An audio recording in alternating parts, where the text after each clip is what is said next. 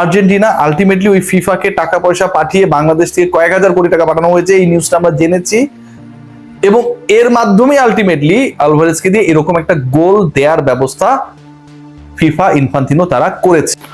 Argentina এমন কেন খেলে যেই দলটা বিশ্বকাপের সেমিফাইনালে পৌঁছে গেছে এবং টানা দ্বিতীয়বার বিশ্বকাপ শিরোপা জয়ের সামনে ইতালি আর ব্রাজিলের যে রেকর্ড রয়েছে সেই রেকর্ডে আর্জেন্টিনা তাদের নামটা লিখানো থেকে মাত্র 2টা জয় দূরে।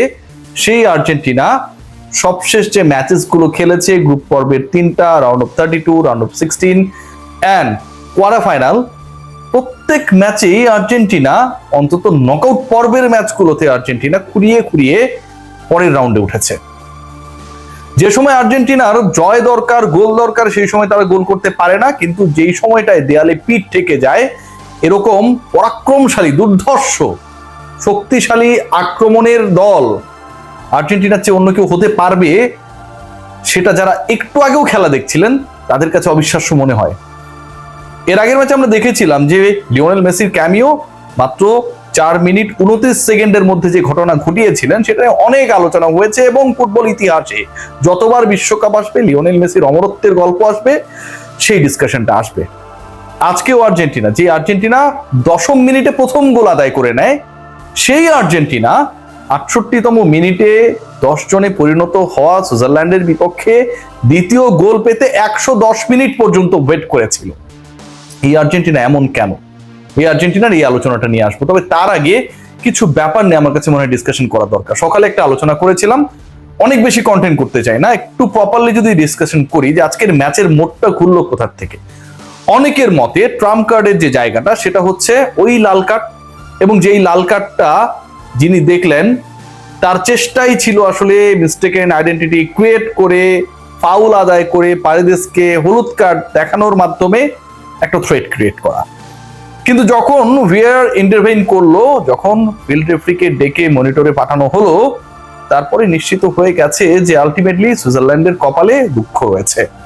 ব্রাজিলিয়ান ফ্যান যারা সাপোর্ট করেন, একটা দলকে সাপোর্ট করতেই পারেন, তারা সকালবেলা উঠেনি খেলাও দেখেনি, এটা দোষের কিছু না।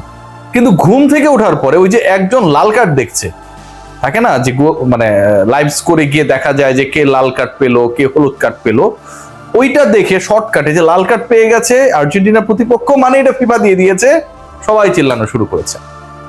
প্রথম ফাউলটা যদি আপনারা দেখেন, the way he made that contact, এবং সেকেন্ড ফাউল আদায়ের যে চেষ্টাটা যদি দেখেন, এটা যে আসলে মানে লাল কার্ডের উপরও কোনো কিছু কার্ড থাকলে যে তারা দেয়া দরকার ছিল, এটা নিয়ে কোনো ডাউট নেই।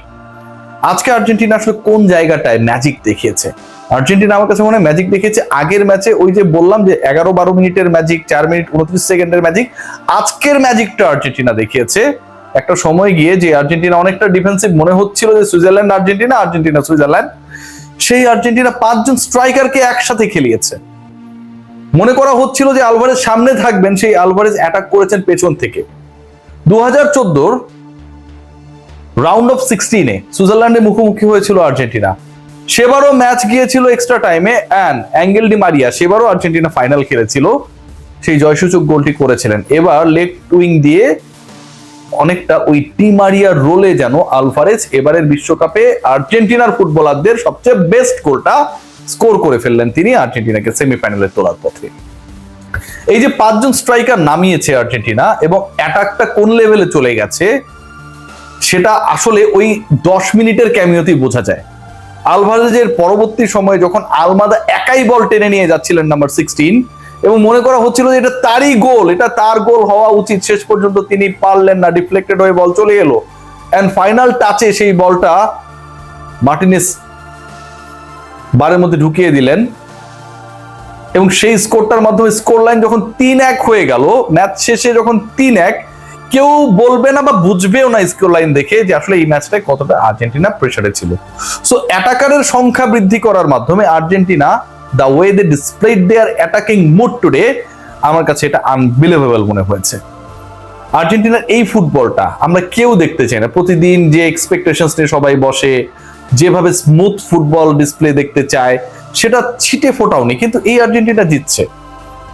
এর পেছনের আসলে কারণটা কি? কেন এভাবে খেলছে? স্কালোনি তো দেখছে যে যখন তারা মোর অ্যাটাকিং হয় তখন রেজাল্ট আসে, যখন তারা ডিফেন্সিভ মুডে চলে যায়, 1 গোলের লিড নিয়ে যখন স্বস্তির একটা নিঃশ্বাস ফেলার চেষ্টা করে, এরকম ঘটনাগুলো কেপ ভার্দের এগেইনস্টে আমরা দেখেছিলাম। একই ঘটনার পুনরাবৃত্তি আজকের ম্যাচেও ঘটেছে।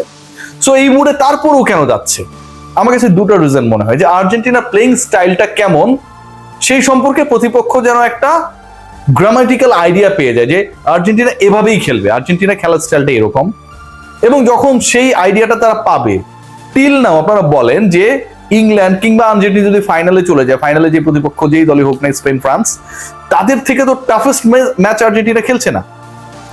সো আর্জেন্টিনাকে যারা ফলো করছে তারা একটু অভ্যস্ত হয়ে নিচ্ছে যে আর্জেন্টিনা এভাবেই খেলে, এটাই আর্জেন্টিনার প্লেইং স্টাইল।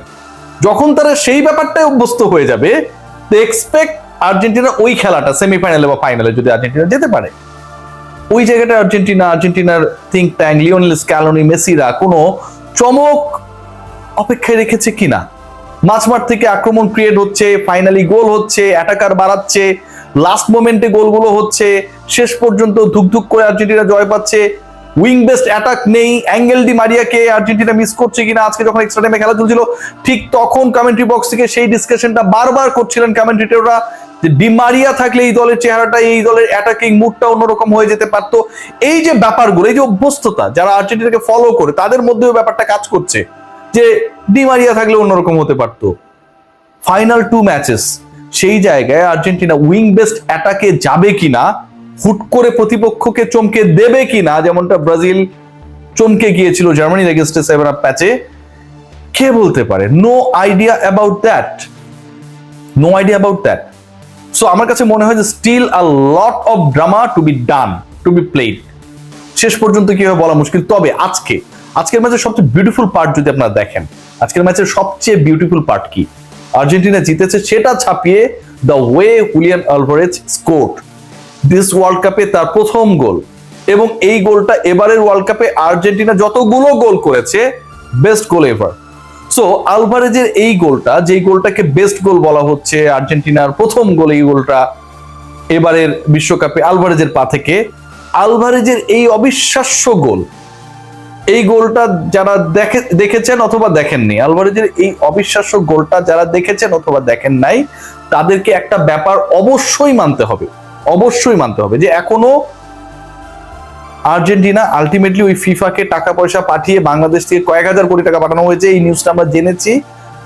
এবং এর মাধ্যমে আলটিমেটলি আলভারেজকে দিয়ে এরকম একটা গোল দেওয়ার ব্যবস্থা ফিফা ইনফান্তিনো তারা করেছে।